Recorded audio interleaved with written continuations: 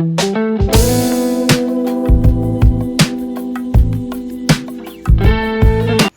अभी हमारी मौजूदगी बिहार के गया में है और गया की अगर बात किया जाए तो भीम आर्मी जिला अध्यक्ष सौरभ राज की गाड़ी पर आज हमला हुआ है।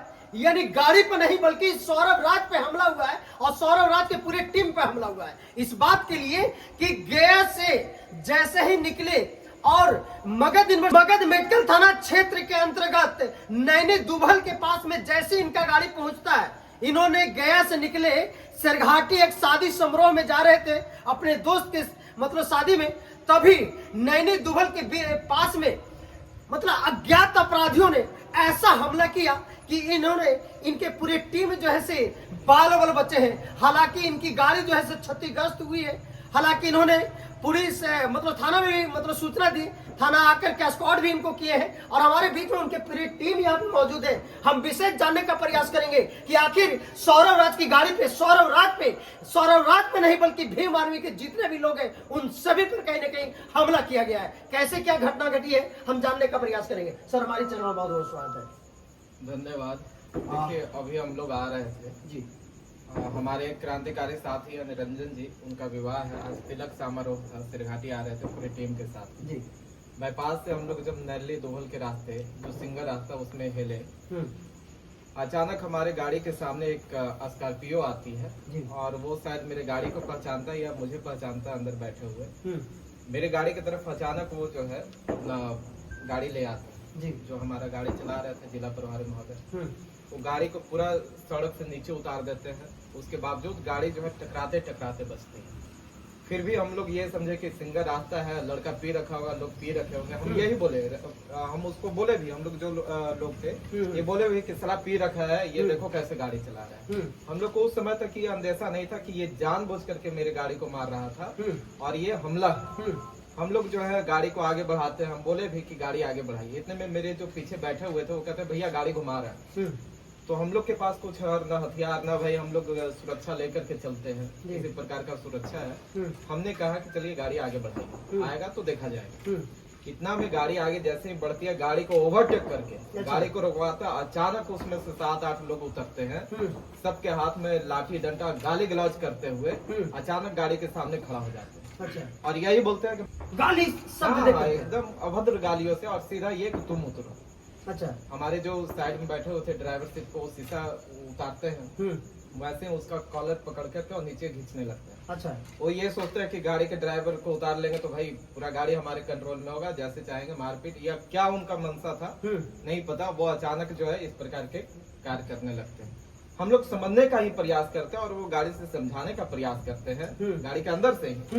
इतना में ही जो है एक लड़का सीधे आता और गाड़ी पे हमला करता है लाठी से। गाड़ी का मेरा साइड मिरर टूट जाता है। अच्छा। हम फिर समझ में आया कि ये जो है ये एकदम पूरा मन बना करके आए हैं कि इन लोग को छोड़ना नहीं है, मारपीट करना है या जान ही मार देना है। अच्छा। हम कहते हैं कि भाई गाड़ी गेट कोई मत खोलेगा, ये लोग भी कहते हैं कि भैया आप मत उतरिए। वो बार बार बोल रहा था हमको उतरने के लिए। हम बोले कि गाड़ी में से जो है वीडियो बनाओ, जो लोग हैं वो कम से कम आएंगे सामने।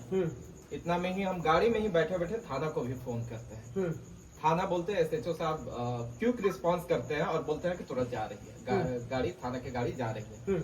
वहाँ पे वो लोग 10-15 मिनट तांडव करते हैं, गाली गलौज करते हैं, गाड़ी से खींचने का प्रयास करते हैं।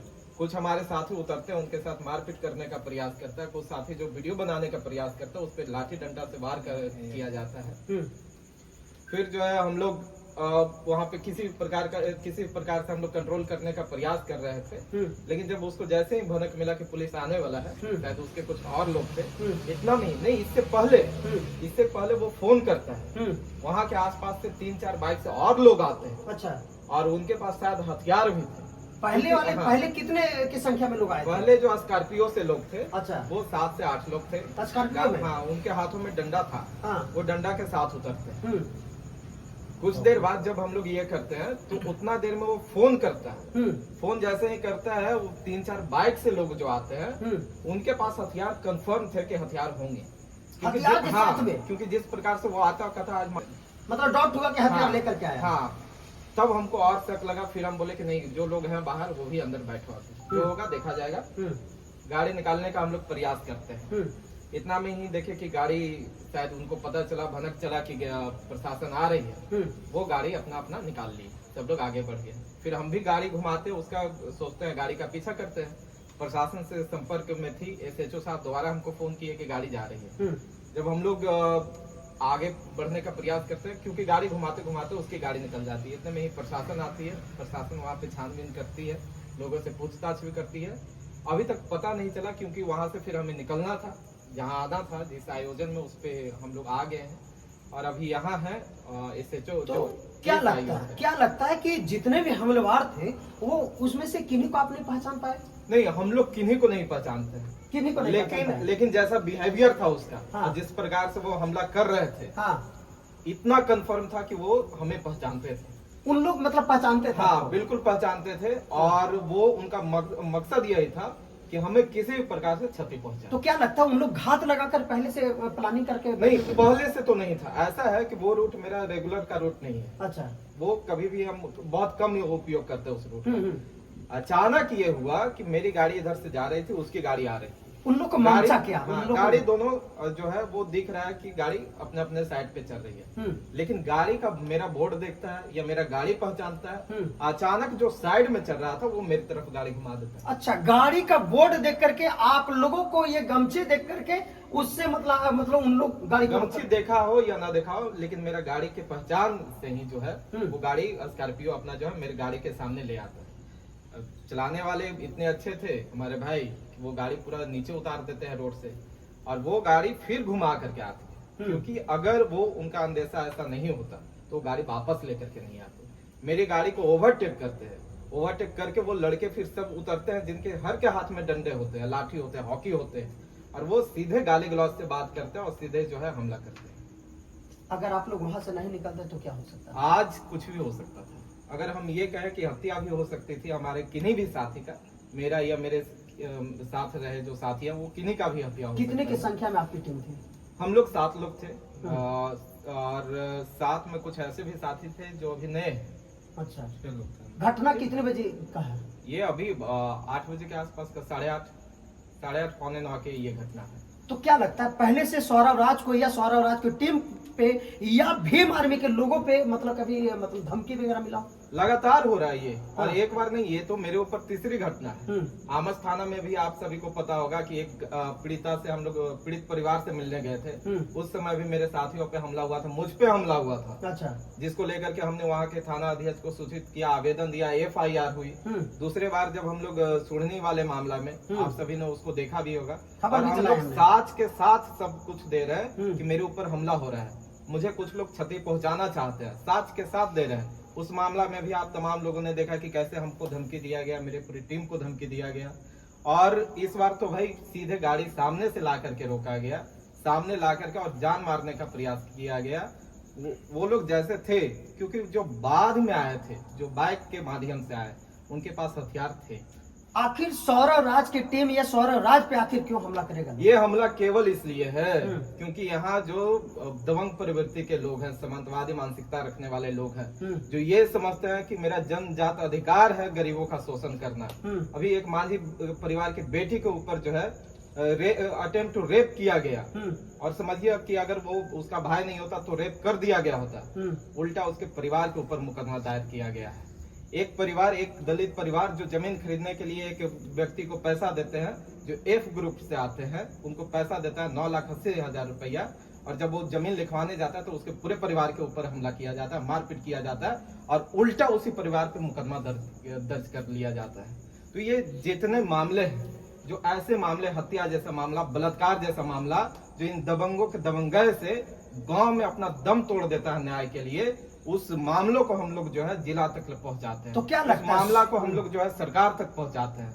तो ये वो चाहते हैं ऐसे लोग कि ये जो वैसे हमारी मनमानी है उससे जो रोक रहा है, हमें वंचित कर रहा है, ऐसे व्यक्तियों को हमें जीने नहीं देना। तो क्या लगता है उन सभी को मनसा मतलब इस वजह से है कि सौरभ राज या सौरभ राज की टीम या भीम आर्मी आवाज न उठाए, गरीब शोषित वंचित को मतलब आवाज को मतलब दबने दे? बिल्कुल दबाने का ही प्रयास है। और देखिए इसमें हम अधिकारियों का भी दोषी उतना ही मानते हैं जितना अपराधी दोषी है।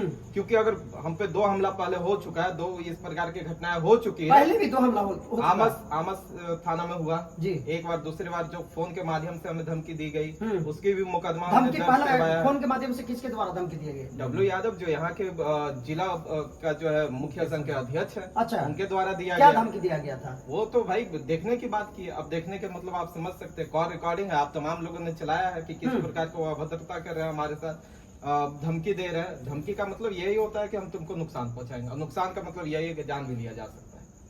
इसको लेकर के वरीय पदाधिकारियों को आपने सूचना दी? तमाम डीएसपी और उस समय के जो एसएसपी महोदय थे उनको हमने लिखित आवेदन दिया था।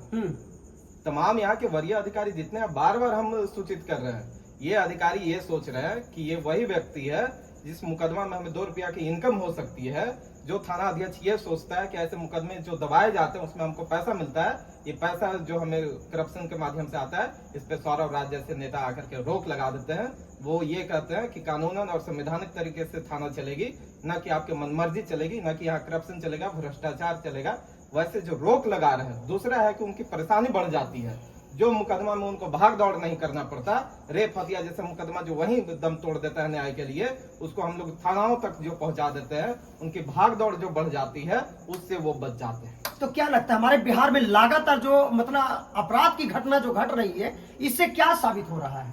इससे यही साबित हो रहा है कि पहले तो यहाँ के अधिकारी निकम्मे हैं और यहाँ के अपराधियों का मनोबल बढ़ा हुआ है।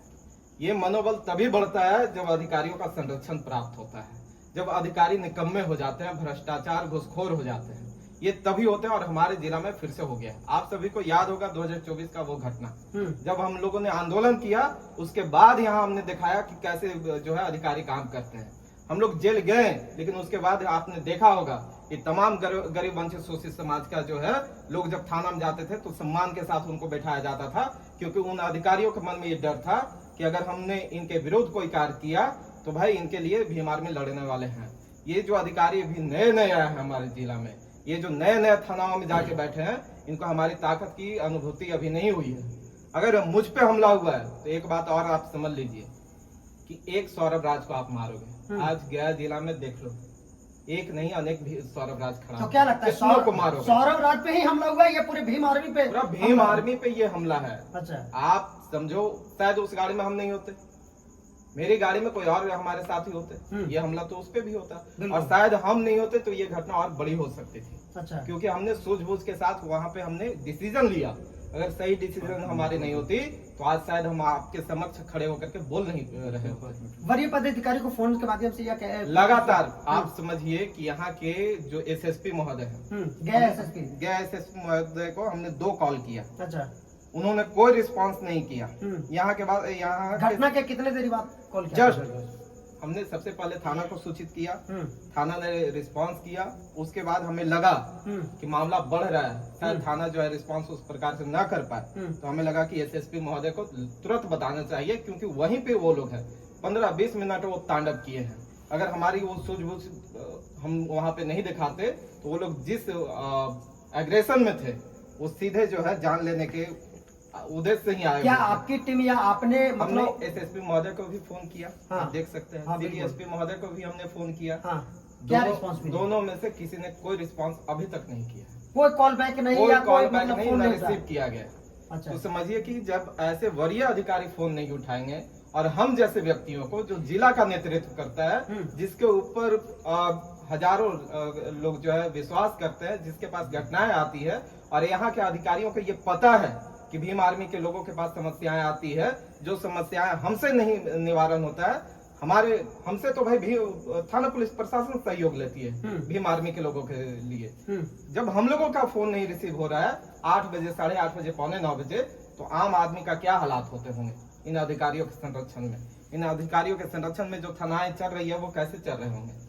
ये सवाल हम कल करने भी जा रहे हैं। अच्छा, कल एसएसपी महोदय के सामने हम बैठने जा रहे हैं। अगर वो ऐसे अपराधियों पे नकेल नहीं कसेंगे, देखो मनोबल कैसे बढ़ रहा है। मनोबल ऐसे बढ़ रहा है कि जब हम पे पहला बार हमला हुआ उसमें कार्रवाई नहीं हुई जी। जब कार्रवाई नहीं हुई तो लगा कि सौरभ को अगर वो व्यक्ति जो है हम नुकसान पहुंचा सकता है तो हम भी नुकसान पहुंचा सकते हैं। अच्छा। ऐसे मनोबल इनके बढ़ते गए हैं और ये मनोबल और बढ़ेगा उन गरीबों पे, जिसको कल को ये पता चलेगा कि जब सौरभ राज को कोई नुकसान पहुंचा सकता है, सौरभ राज की हत्या हो सकती है, तो उस गरीबों का भी हत्या हो सकता है। इसलिए हम तो इसमें बकसने नहीं जा रहे हैं, और वैसे लोगों को भी बता देते हैं कि भाई तुम डरने वाले नहीं।